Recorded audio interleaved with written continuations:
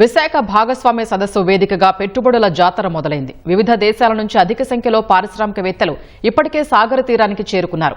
నగరంలో ఎటు చూసినా సదస్సు సందడే కనిపిస్తోంది. ఇవాళ రేపు దాదాపు 10 లక్షల కోట్ల విలువైన మరిన్ని ఒప్పందాలు జరగనున్నాయి. పెట్టుబడుల సదస్సు కోసం విశాఖ సర్వాంగ సుందరంగా సిద్ధమైంది.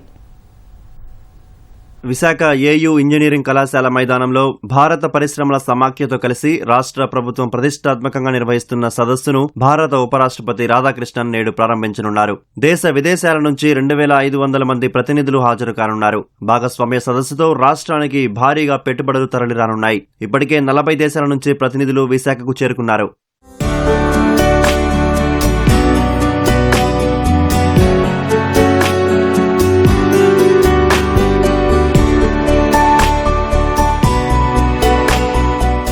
ప్రధాన హాల్లో నిర్వహించే సదస్సు వేదికపై 21 మంది అతిథులు ఆసీనులు కానున్నారు. ఉపరాష్ట్రపతి, గవర్నర్, సీఎం చంద్రబాబు, కేంద్ర మంత్రులు పీయూష్ గోయల్, రామ్మోహన్ నాయుడు, పెమ్మసాని చంద్రశేఖర్, శ్రీనివాస్ వర్మ, రాష్ట్ర మంత్రి లోకేష్, పారిశ్రామిక దిగ్గజాలు సుచిత్రా ఎల్లా, సంజీవ్ బజాజ్, జీఎం రావు, బాబా కళ్యాణి, కిరణ్ అదానీ, సుదర్శన్ వేణు, ఎంఏ యూసఫ్, సిఐఐ అధ్యక్షులు రాజీవ్, డైరెక్టర్ జనరల్ చంద్రజిత్ బెనర్జీ వంటి వారు వేదికపై ఆసీనులు కానున్నారు. 2 రోజుల పాటు 4 హాల్స్ లో 32 సెషన్లు జరగనున్నాయి. Andhra Pradesh pavilion, hackathon, business to business, business to government సమావేశాలు నిర్వహించనున్నారు. AI, space, green hydrogen, tourism, MSME, finance రంగాలపై కీలక చర్చలు ఉంటాయి. ఏపీ బ్రాండ్ ఇమేజ్ పెంచడంతో పాటు భారీ ఎత్తున రాష్ట్రానికి పెట్టుబడులు, యువతకు ఉపాధి కల్పనే లక్ష్యంగా సదస్సు నిర్వహణ చేపట్టారు.